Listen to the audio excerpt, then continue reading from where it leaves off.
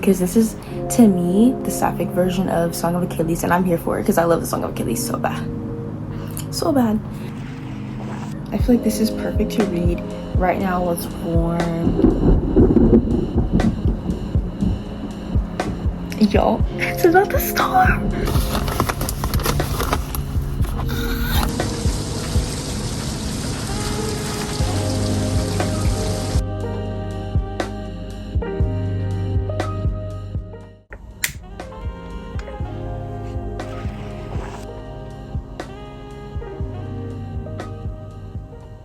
I'm actually so excited to get into this. This is reminding me of Song of Achilles, and Song of Achilles is my favorite book of all time.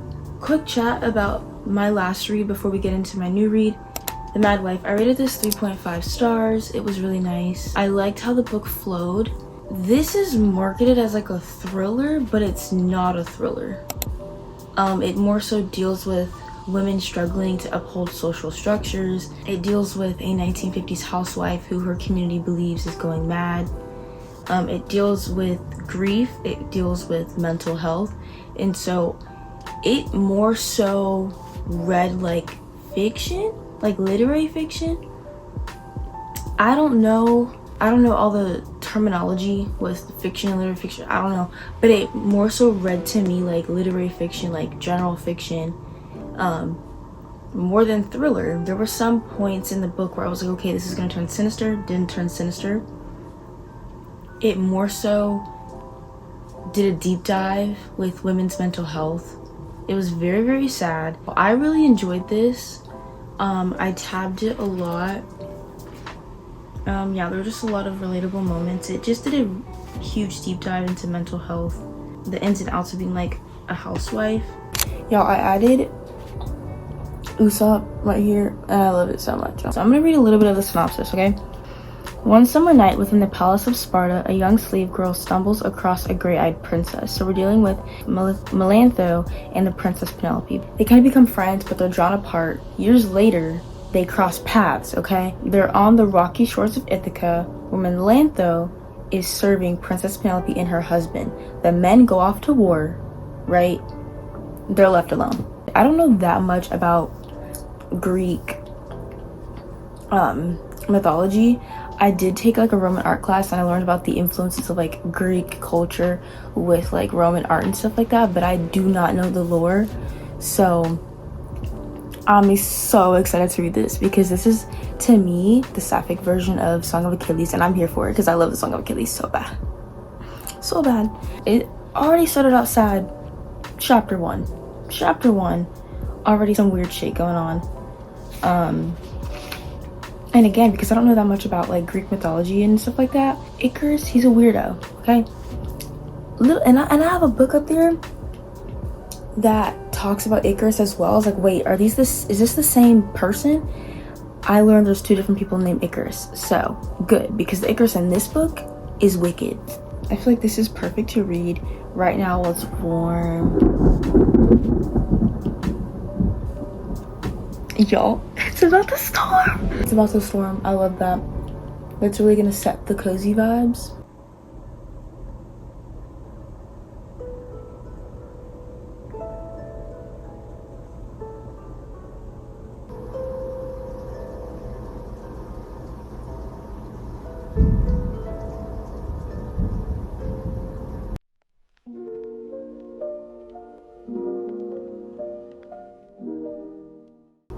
Already it's alluding to something bad is about to happen, and it's just like, I'm trying not to spoil it because I have a habit of like reading farther than I should.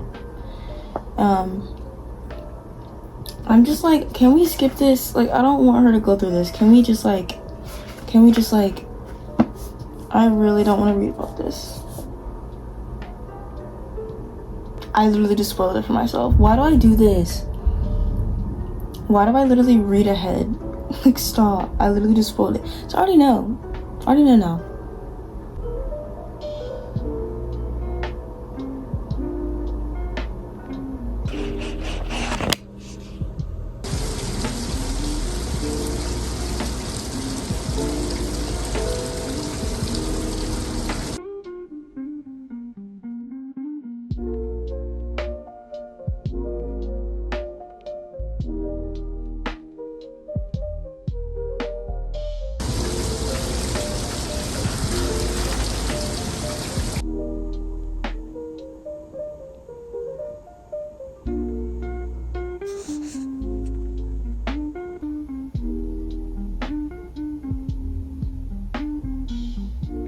So update, I am on chapter 12, past 100 pages. This so far has given me 5 stars.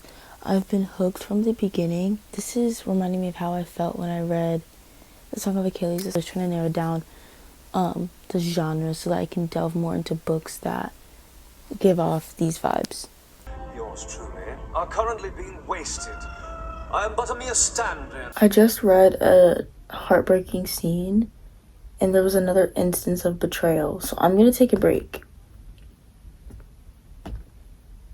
Okay, so update, it's like 4 a.m. I love reading into the wee hours of the morning because it's like really quiet. So I'm on chapter 19. So far a lot has happened, and like I mentioned in the last clip, something major happened. One of our characters' anger is very, very valid, and I'm interested to see how the author is going to provide continuation to their narrative. I don't know how, because there's been a great instance of betrayal, and the anger and sadness and fear is very valid, so I'm interested to see how the author's going to propel that. Like, how are we going to continue on? How is the author going to address this situation at hand? This is flowing so well. This is a side note to the video. Because of this cyclospore outbreak right now, I usually eat an apple or some type of fruit every single morning, and I have veggies with my dinner. I have been eating my veggies. I've been cooking it. It was so hard going grocery shopping and not getting any fresh fruit because it's the season to eat fresh. But I'm just like, girl, as soon as I start taking my fiber seriously, of course this shit happens, of course. As soon as we all start eating our fruits and veggies, of course this shit happens, like, of course.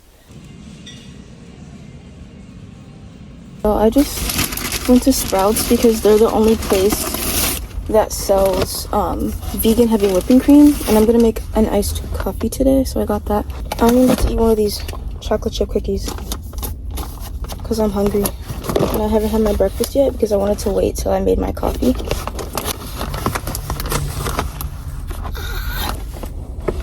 Oh, let me show y'all, sorry.